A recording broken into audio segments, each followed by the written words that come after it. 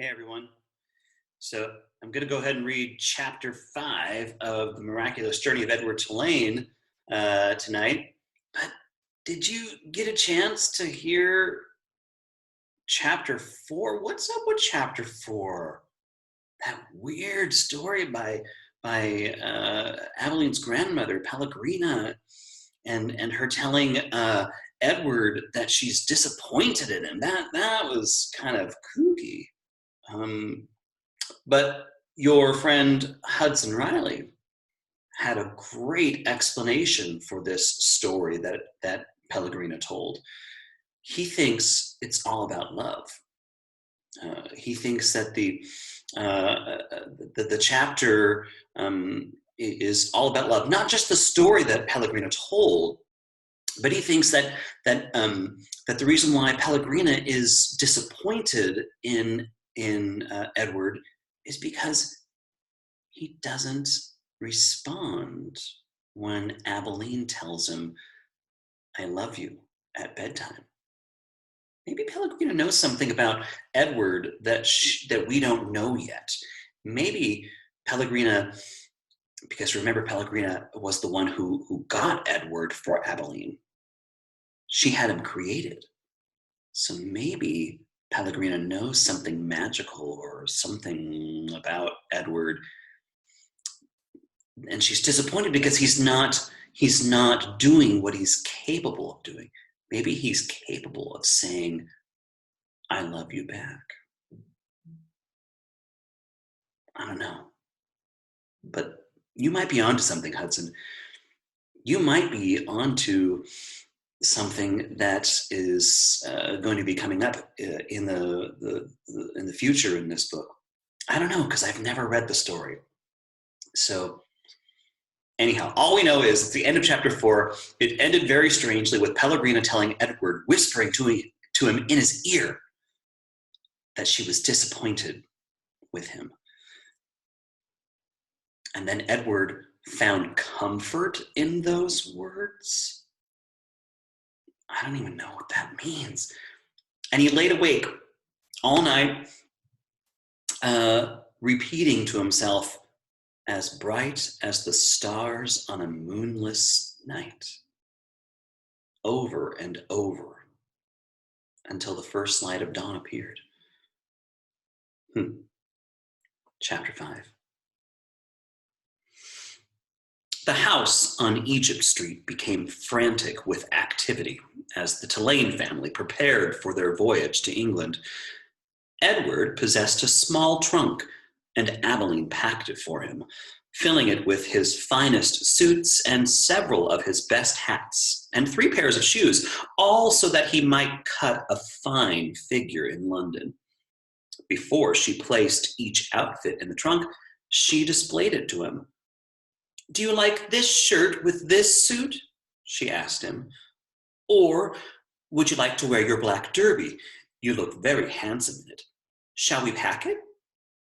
And then finally, on a bright Saturday morning in May, Edward and Abilene and Mr. and Mrs. Tulane were all on board the ship, the Queen Mary, standing at the railing.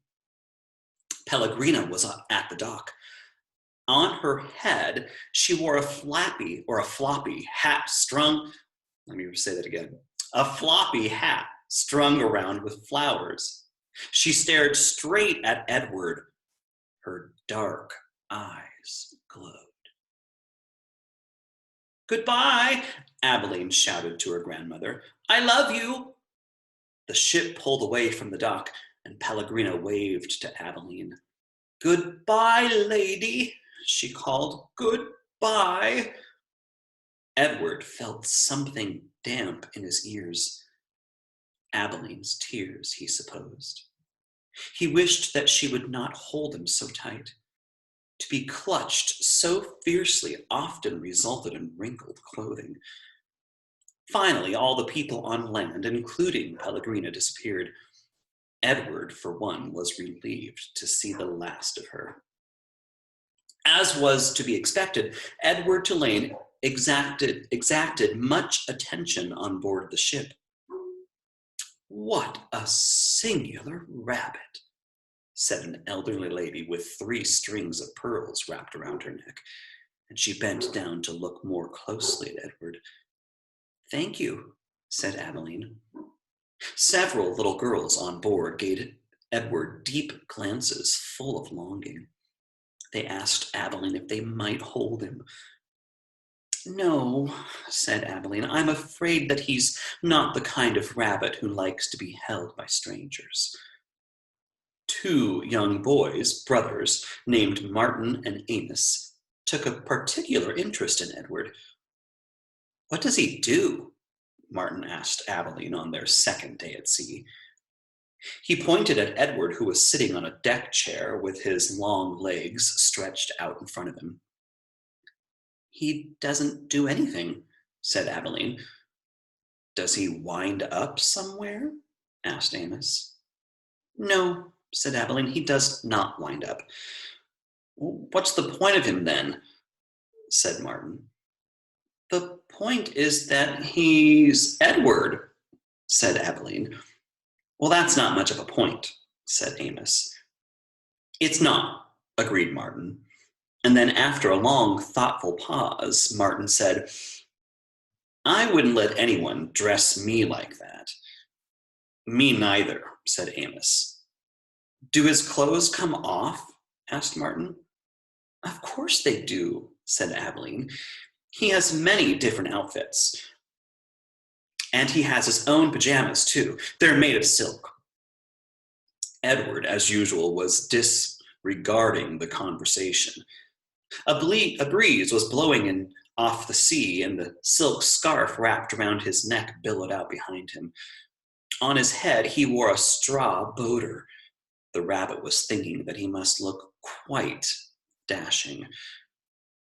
It came as a total surprise to him when he was grabbed off the deck chair, and first his scarf and then his jacket and pants were ripped from his body. He heard his pocket watch hit the deck of the ship, and then held upside down, he watched the watch roll merrily toward Abeline's feet. Look at him, said Martin. He's even got underwear. He held Edward aloft so that Amos could see. Take it off, shouted Amos. No, screamed Abilene, and Martin removed Edward's underwear. Edward was paying attention now. He was mortified. He was completely naked except for the hat on his head, and the other passengers on board the ship were looking at him, directing curious and embarrassed glances his way. Give him to me, screamed Abilene. He's mine. No, said Amos to Martin. Give him to me. He clapped his hands together and then held them open. Toss him, he said. Please, cried Abilene. Don't throw him. He's made of china. He'll break. Martin threw Edward. And Edward sailed naked through the air. Only a moment ago, the rabbit had thought that being naked in front of a shipload of strangers was the worst thing that could happen to him. But he was wrong. It was much worse being tossed in the same naked state from the hands of one grubby, laughing boy to another. Amos caught Edward and held him up, displaying him triumphantly. Throw him back, called Martin. Amos raised his arm, but just as he was getting ready to throw Edward, Abilene tackled him, shoving her head into his stomach and upsetting the boy's aim. So it was that Edward did not go flying back into the dirty hands of Martin. Instead, Edward Tulane went overboard.